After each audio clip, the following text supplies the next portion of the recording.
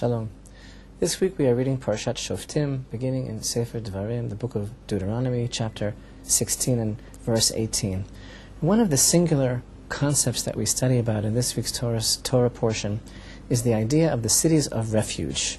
We read in the beginning of chapter 19 in our portion of Shoftim, "When Hashem your God will cut down the nations whose land Hashem your God gives you, and you will possess them, and you will settle in their cities and in their houses. You shall separate 3 cities for yourselves in the midst of your land, which Hashem your God gives you to possess it. Prepare the way for yourself, and divide into 3 parts the boundary of your land that Hashem your God causes you to inherit, and it shall be for any killer to flee there. This is the matter of the killer who shall flee there and live.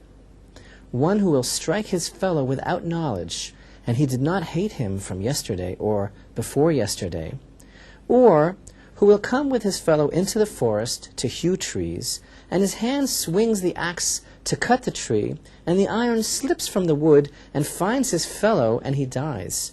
He shall flee to one of these cities and live, lest the Redeemer of the blood will chase after the killer, for his heart will be hot, and he will overtake him, for the way was long, and he shall strike him mortally, and there is no judgment of death upon him, for he did not hate him from yesterday and from before yesterday. Therefore I command you, saying, you shall separate 3 cities for yourself." So this is the law pertaining to the accidental murderer, as it were. He flees to the city of refuge.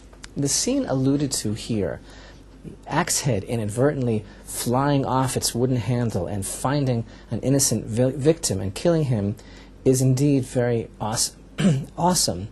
And we would surely not be surprised if we found that it also alluded to a deeper level of meaning. And perhaps the following enigmatic midrash can shed some light on a deeper level behind this scenario. The sages expound in the midrash in Breshit Rabbah as follows. On the first Tuesday of creation, God created all the vegetation, and so too he created iron. The trees stood before God and voiced their complaint. "What will become of us now that you have created iron? People will come with axes and chop us into little pieces." God responded to them, "Give not of your wood to man, and there will be no handle for the axe." Indeed, the commentaries of the Midrash explain that this teaching of our sages here in this Midrash alludes to the fact that God actually warns Israel not to give weapons to our enemies, for this is tantamount, God forbid, to shedding our own blood. Actually, in a different verse, in our very Torah portion, in this very same section of Shoftim, there is a comparison that the Torah makes between men and trees of the field. And I refer to Deuteronomy chapter 20 and verse 19, which reads, "When you besiege a city for many days to wage war against it, to seize it, do not destroy its trees by swinging an axe against them, for from it you shall eat. You shall not cut it down. Is the tree of the field a man, that it should enter into siege before you?" However, there is a very deep tradition which records that these words could also be read rhetorically as, "For the man is the tree of a field," comparing some aspects of a human being to a tree of the fields.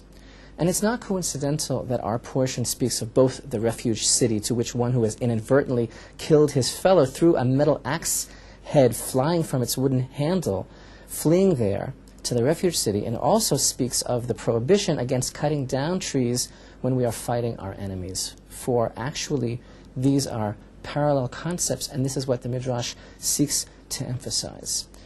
Our commandment here can be understood as a warning to the children of Israel, that we indeed are trees of the field, and we must not cut ourselves down. Our preservation depends on the simple understanding of these words, and the man is like the tree of the field. In other words, do not give arms to your enemy for the sake of peace, because this will result in the uprooting of the tree that can no longer bear fruits. And although the accidental murderer is not punishable by death, he is exiled and forced to flee to a city of refuge. The Talmud teaches us that a man is considered to be what's called mo'ed li'olam. He is always responsible for his actions, even if they are seemingly accidental, and even, for example, while he is sleeping or sleepwalking.